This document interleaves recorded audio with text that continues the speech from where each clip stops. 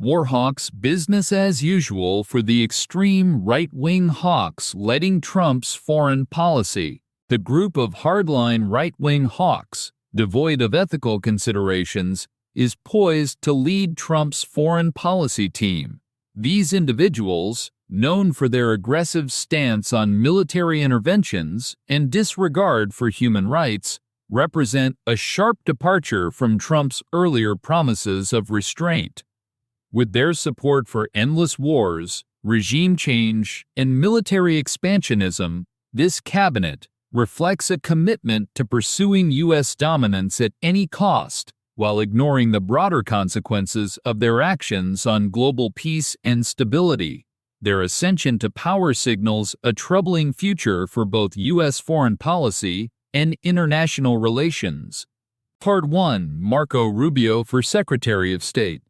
President-elect Donald Trump named Florida Senator Marco Rubio as his nominee for Secretary of State, an abhorrent choice that shows Trump's claim to be a peace candidate to be a complete illusion. The New York Times reported that, since he was first elected to the U.S. Senate in 2010, Rubio has staked out a position as a foreign policy hawk, taking hard lines on China, Iran, Venezuela, and Cuba in particular. Supportive of the 2003 U.S. invasion of Iraq, the New York Times emphasized that Rubio has been among the most outspoken senators on the need for the U.S. to be more aggressive on China. While sitting on the Senate Intelligence Committee, he demanded that the Biden administration block sales to Huawei, the Chinese telecommunications giant, after it released an artificial intelligence processor chip-powered laptop.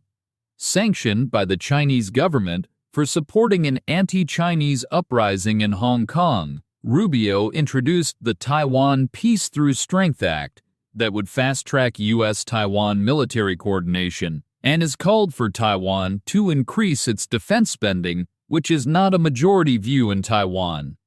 Zhu Yunwei, a former researcher in the People's Liberation Army and director of American research at Beijing's Grandview Institution think tank, told the Australian Financial Review that Rubio's appointment would be a nightmare coming true. Rubio's selection is also a nightmare for Cubans, given his stature as a leader of Miami's anti-Castro Cuban expat community, falsely claiming that the Castro-Diaz-Canel regime has served as a puppet for Communist China, Iran, and most recently, Russia. Rubio's overriding priority as Secretary of State will be to achieve Washington's long-standing goal of overthrowing Cuba's socialist government by expanding on an already crushing embargo and by supporting dissident movements through the National Endowment for Democracy and other State Department-linked agencies. The son of Cuban immigrants, Rubio asserted on the campaign trail that his family came to the U.S. to escape persecution by Fidel Castro's government. However, a review of government immigration records revealed that Rubio's parents actually came to Miami in 1956 in order to escape persecution by U.S.-backed dictator Fulgencio Batista, whom Castro overthrew. Rubio's grandfather, Pedro Victor Garcia, went back to Cuba after the Cuban Revolution to take a job in the Cuban Treasury Ministry, though later had a falling out with the Castro regime. During Marco Rubio's 2016 presidential campaign, the New York Times interviewed residents on the street where Rubio's father grew up in Havana, eliciting strong opinions. Hector Montiel, a 66-year-old resident, expressed sharp disapproval, stating, "If Marco Rubio becomes president, we're done for. He's against Cuba in every possible way." Rubio and these Republicans are still stuck in 1959. Alain Marcello, 46, echoed these sentiments, declaring, "He Rubio wants to kill us. Viva Fidel. Rubio's our enemy." Born in 1971, Marco Rubio had an unremarkable academic record, playing football at Tarkio College in Missouri before earning degrees from the University of Florida and the University of Miami School of Law. Controversy surrounds Rubio's claim of ignorance regarding his brother-in-law Orlando Sicilia's involvement in directing a Marco Rubio's entry into right-wing politics began as an intern for Ileana Rose-Lehtinen, a staunch anti-Cuba hawk, after working at a law firm headed by Al Cardenas, a Cuban-born political kingmaker and close ally of the Bush family. After his election to the Florida State House, Rubio aligned himself closely with then-Governor Jeb Bush, serving as a loyal supporter who eventually leveraged Bush's backing to defeat Charlie Crist for a U.S. Senate seat.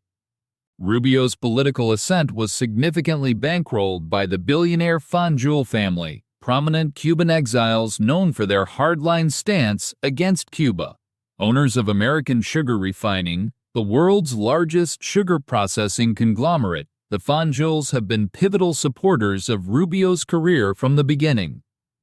In return, Rubio has consistently championed their interests, backing substantial government subsidies for their business, opposing efforts to raise wages, shielding them from accountability for exploitative labor practices, and dismantling environmental regulations, moves that have allowed the Fanjuls to contribute to the ongoing pollution of Florida's Everglades. During the first Trump administration, Rubio was often described as the de facto Secretary of State for Latin America. In this role, he backed aggressive sanctions and regime change efforts against left-wing governments in countries like Nicaragua, Bolivia, and Venezuela. These governments sought to assert control over their natural resources and impose restrictions on multinational corporations, drawing Rubio's support for policies aimed at undermining their leadership. In an interview with the New York Times regarding Venezuelan President Nicolas Maduro, Rubio declared, "He's picked a battle he can't win. It's just a matter of time. The only thing we don't know is how long it will take, and whether it will be peaceful or bloody." In 2019, Rubio played a key role in recognizing right-wing figure Juan Guaidó as Venezuela's leader, despite Guaidó being largely unknown to the Venezuelan public at the time. Guaidó is a protégé of Leopoldo López, a prominent right-wing activist closely associated with Rubio, who was instrumental in orchestrating violent anti-government protests in Venezuela. Journalist Anya Parampil observed that the Trump administration's decision to recognize Juan Guaidó, whom she described as an imperial incubator baby, was unprecedented, marking the first time the U.S. granted legal recognition to a new government before any actual leadership change had occurred. The corruption within Guaidó's circle became evident when funds allocated for a planned uprising along the Colombia-Venezuela border, purportedly drawn from humanitarian aid provided by USAID under the guise of refugee relief, were embezzled by members of his entourage. Dubbed the Bay of Piglets in a nod to the failed CIA-led Bay of Pigs invasion of Cuba in 1961, Operation Gideon was yet another botched attempt to overthrow Venezuelan President Nicolás Maduro. This plot, led by former U.S. Green Beret Jordan Goudreau, aimed to capture and assassinate Maduro. Goudreau was affiliated with Silvercorp USA, a Florida-based mercenary firm contracted to manage the training and weapons procurement for the operation. Rubio attempted to legitimize the insurrection by depicting Maduro as the head of a criminal network involving top military and regime officials. He accused them of engaging in drug trafficking, money laundering, gold smuggling, and large-scale embezzlement of public funds. Other progressive Latin American leaders might also seek divine intervention. Rubio endorsed a violent coup attempt against Nicaragua's Daniel Ortega and Bolivia's socialist leader Evo Morales, and has labeled Brazil's Lula da Silva as the latest far-left leader who whitewashes the criminal nature of the Maduro narco regime. Rubio's frequent criticism of the Biden administration for its allegedly weak foreign policy toward tyrants in our region often serves as a prelude to his support for more aggressive regime change operations in Latin America, escalations that carry the risk of sparking broader conflict. Hypocritically, Rubio supports the most authoritarian government in Latin America, that of Nayib Bukele in El Salvador, which human rights groups have accused of carrying out arbitrary detentions, forced disappearances, and torture. Salvadoran lawyers documented thousands of cases of innocent people who were caught in the dragnet with no legal recourse as part of Bukele's overzealous war on crime. Rubio praised the latter for bringing security to El Salvador that could allow, in his view, for greater foreign investment, which is the main priority of Rubio and the class that he serves. Part 2. Filling the cabinet with other hawks. Trump's choice of Rubio reflects a broader pattern of appointing Warhawks, despite his self-presentation as a candidate of peace. For National Security Advisor, Trump selected Mike Waltz, a Republican from Florida and former Green Beret, known for his hardline stance on China and Iran. Waltz has also echoed Trump's calls to let Israel finish the job in Gaza, underscoring his aggressive foreign policy posture. Mike Waltz was an early advocate for the U.S. proxy war in Ukraine, following the February 2014 U.S.-backed Maidan coup that ousted pro-Russian leader Viktor Yanukovych. He was among the few members of Congress to propose sending U.S. military advisors into the country. Waltz has also expressed a desire to take the handcuffs off the long-range weapons supplied to Ukraine.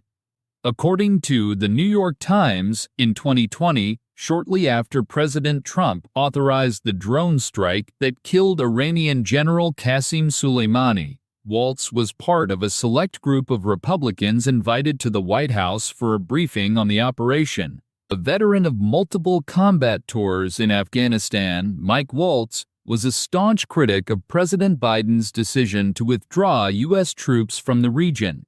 In 2017, Waltz declared that the U.S. should be prepared to stay in Afghanistan for several generations until the very idea of radical Islam is defeated. Trump has tapped Elise Stefanik, RNY, to serve as U.S. ambassador to the United Nations. A protege of ultra-conservative former House Speaker Paul Ryan and a former aide to George W. Bush, Stefanik gained notoriety for interrogating university presidents over their alleged leniency toward anti-genocide protesters, whom she falsely accused of anti-Semitism. Journalist Dave DeCamp described her as a hawkish swamp monster whose political career was primed in some of the most odious neoconservative think tanks in Washington. Stefanik's xenophobic rhetoric has been evident in her repeated warnings about immigrants swarming our streets. She has also accused the UN of harboring anti-Semitic rot and advocated cutting funding to the UN Agency for Palestinian Refugees, even as the Palestinian population faces increasing desperation. Stefanik's stance on Israel-Palestine aligns closely with that of former Arkansas Governor Mike Huckabee, whom Trump has chosen as U.S. ambassador to Israel. Huckabee has been an outspoken supporter of Israel's war on Gaza. According to Newsweek, Huckabee's appointment was celebrated by Israel's right-wing settlers and proponents of its territorial claims in the occupied West Bank, which Huckabee endorses. As an evangelical Christian, Huckabee believes that God granted historic Palestine to Israel, a view that aligns him with Israeli Prime Minister Benjamin Netanyahu, with whom he maintains a close relationship. For years, Mike Huckabee organized paid tour group visits to Israel, heavily promoted through conservative news outlets. During his 2008 presidential campaign, Huckabee dismissed Palestinian identity as a political tool to try and force land away from Israel. In 2017, he asserted that Israel held rightful ownership of Judea and Samaria, biblical terms for the West Bank favored by far-right advocates of a greater Israel, such as Finance Minister Bezalel Smotrich. Smotrich, who oversees Israeli settlements, praised Huckabee's selection as U.S. ambassador to Israel in a congratulatory post on X. Mike Huckabee, a long-standing Warhawk, backed the Iraq War during his tenure as Arkansas governor. In 2007, Judicial Watch, a conservative watchdog group, named him the sixth most corrupt U.S. politician, citing 14 ethics complaints and integrity issues. The Associated Press reported allegations against Huckabee, including misuse of campaign funds, using a nonprofit to boost his income, and destroying state computer files upon leaving office. These controversies raise serious doubts about his leadership, aligning with the compromised moral standards often associated with Donald Trump and the current political climate. Trump has nominated Pete Hegseth, a Fox News host, combat veteran of the Afghan and Iraq wars, and two-time Bronze Star recipient, to be Defense Secretary. Hegseth, who served as a guard at the notorious Guantanamo Bay Detention Center, has defended its controversial practices despite widespread criticism. His background and associations, including his work with veterans groups funded by the Koch brothers, align him with hardline military policies and further cement his reputation as a staunch advocate for U.S. military interventions. As the head of a Koch brothers-funded veterans organization aimed at rallying public support to complete the missions in Iraq and Afghanistan, Pete Hegseth played a key role in advocating for controversial military pardons during Trump's first administration. Pete Hegseth successfully lobbied for the pardons of Lieutenant Clint Lawrence and Major Matthew Golston, both accused of war crimes, and fervently supported Navy SEAL Edward Gallagher, who faced similar charges in Iraq. These efforts highlighted his alignment with a hardline military stance and his readiness to defend individuals accused of serious misconduct in conflict zones. Now, as the head of the Pentagon, Hegseth is expected to implement more permissive rules of engagement in combat zones, likely resulting in fewer constraints on battlefield conduct and significantly reduced military prosecutions for war crimes. In The War on Warriors, Behind the Betrayal of the Men Who Kept Us Free, 2024, Pete Hegseth criticizes efforts to diversify the military by recruiting women and LGBTQ+ individuals, claiming it has rendered the military weak and effeminate. Trump praised the book as a call to return to meritocracy, lethality, accountability, and excellence. Hegseth advances a fascist betrayal narrative, blaming liberals for allegedly undermining the military, echoing tropes used by the Nazis to scapegoat opponents after World War I. While glorifying U.S. military interventions, Hegseth ignores their role in imperialist wars that have devastated nations for the benefit of military contractors and Wall Street interests. Hegseth's nostalgia for a golden age of the U.S. military is paired with arguments for loosening rules of engagement, advocating extreme violence, including actions that verge on genocide. He dismisses civilian casualties caused by U.S. operations, labeling America's enemies as savages with no regard for human life. Despite his rhetoric, Hegseth's approach may not mark a significant departure from his predecessors, such as General Lloyd Austin, who, during his tenure, facilitated massive Pentagon contracts for defense contractors like Raytheon. Ironically, Hegseth has proposed renaming the Defense Department to its original title, the War Department, and imposing a 10-year ban on retired generals working for defense contractors. John Ratcliffe as CIA Director signals continuity, not change. Trump's pick for CIA Director, John Ratcliffe, is a seasoned insider whose nomination signals continuity in the agency's long-standing practices. A former director of national intelligence, DNI, and Texas congressman, Ratcliffe's ultra-conservative record and loyalty to Trump define his career.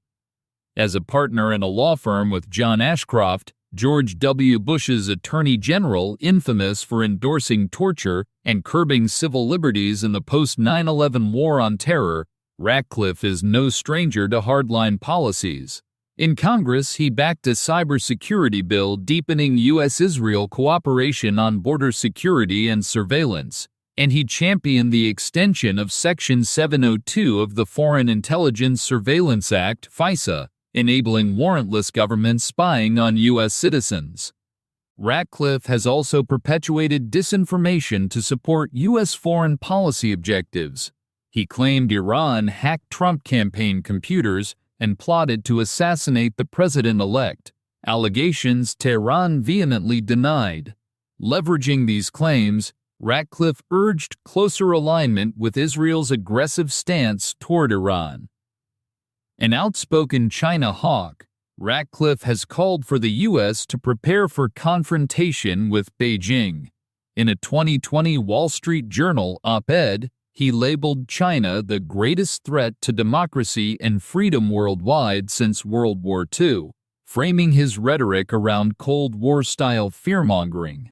Ratcliffe's selection underscores a shift in the Trump administration's focus toward confronting China and Iran rather than Russia.